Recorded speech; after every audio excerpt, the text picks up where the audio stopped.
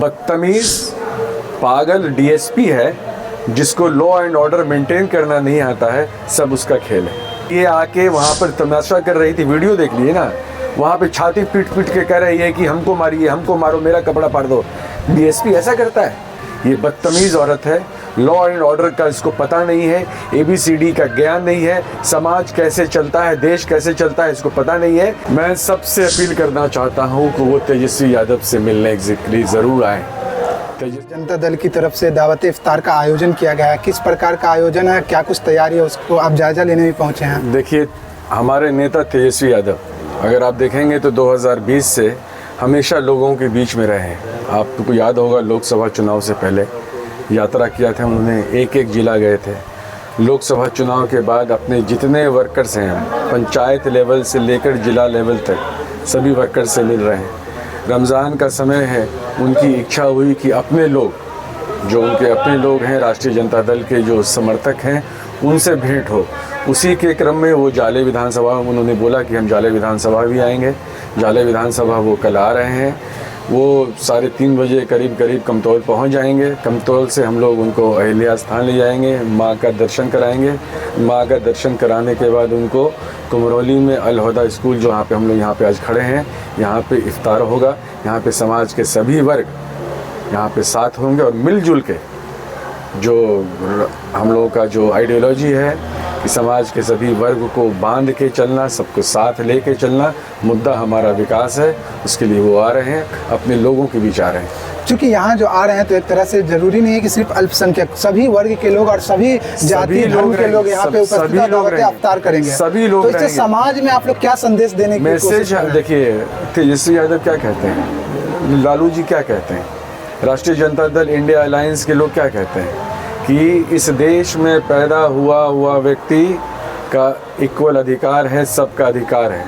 खासकर जो वंचित लोग हैं, पिछड़े लोग हैं, अल्पसंख्यक लोग हैं, सबका अधिकार है यहाँ पर। और हम लोग मिलजुल कर हर एक त्यौहार सबका मनाते हैं। याद होगा आप लोगों को, राबड़ी जी जो छठ करती थी, कितना श्रद्धा से करती थी। लालू जी का हुरदंग होली याद होगा, उसमें सभी लोग आया करते थे।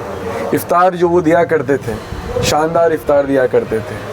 हम लोग जो है हर एक ईद में सबके यहाँ मैं जाता हूँ, होली, दिवाली, दुर्गा पूजा, हम लोग सब कोई सबके यहाँ जाते हैं। यही तो देश की खूबसूरती है, यही तो बाबा साहब अम्बेडकर चाहते थे, यहाँ पर सबके लिए इक्वली अधिकार हो और सब कोई मिलजुल कर रहें। अच्छा, उन लोगों को क्या कुछ संदेश रहेगा जो एक तरह से समाज में नफरत फैलाने का काम करते हैं, एक तरह से अपना गलत बयान देकर हिंदू मुसलमान को लड़ाने का? अभी हाल में ही देखे होंगे रमौल का मामला, किस तरह से कहीं ना कहीं बड़े नेताओं के बयानों का असर था। रमौल का जो मामला है, रमौल का मामला दो वर्गों का नहीं है।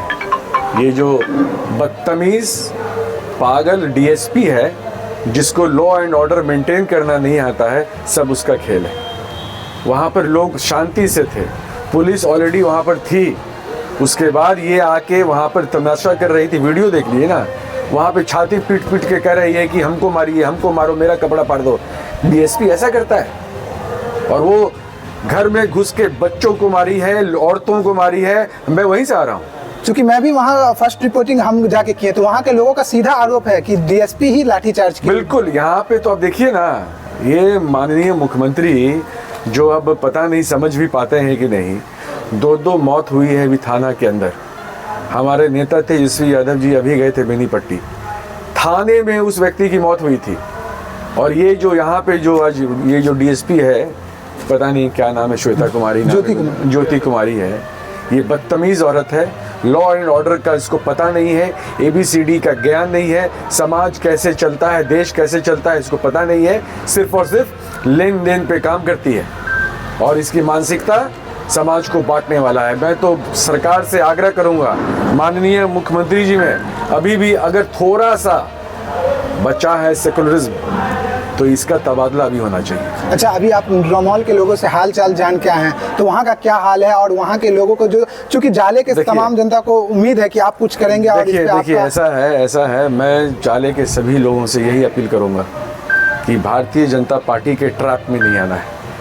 वो लोग समाज को बांटना चाहता है, हम लोग समाज को जोड़ना चाहते हैं। हम लोग, क्योंकि एक चीज़ याद रखिएगा, इतिहास गवाह है, विश्व का इतिहास आप देख लीजिए, जिस देश में, जिस समाज में, जिस राज्य में आपसी तनाव रहा है, वो देश, वो राज्य, वो समाज कभी भी उन्नति नहीं किया है। आप इर्द गिर्द देख लीजिए ना, कितने देश मिलेंगे आपको आपस में लड़ते लड़ते सब मर गया है, बर्बाद हो गया है।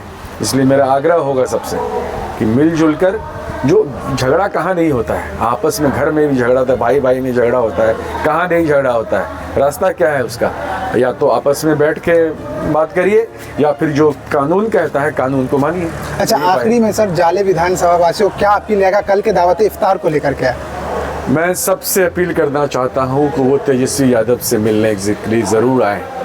तेजस्वी यादव से मिलने आए, अहिल्या स्थान मंदिर में जा रहे हैं, पूजा में सम्मिलित हों, भगवान का आशीर्वाद लें।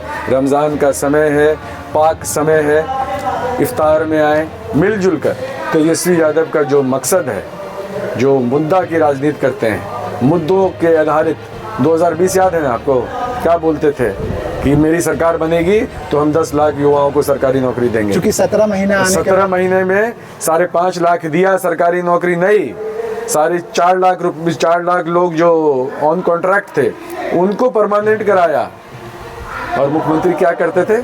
बाप के घर से पैसा लाएगा। भाजपा की जो वित्त मंत्री थी क्या बोलती थी? राजद वाले को इकोनॉमिक्स समझ में नहीं आता है। तो आज इकोनॉमिक्स कौन समझा रहा है? और आज ये लोग जो प्रचार कर रहे हैं कि हम इतना नौकरी दे रहे हैं, तो बाप के घर से पैसा आ रहा है। किसके बाप के घर से पैसा आ रहा है? ये लोग बताएं लोगों को।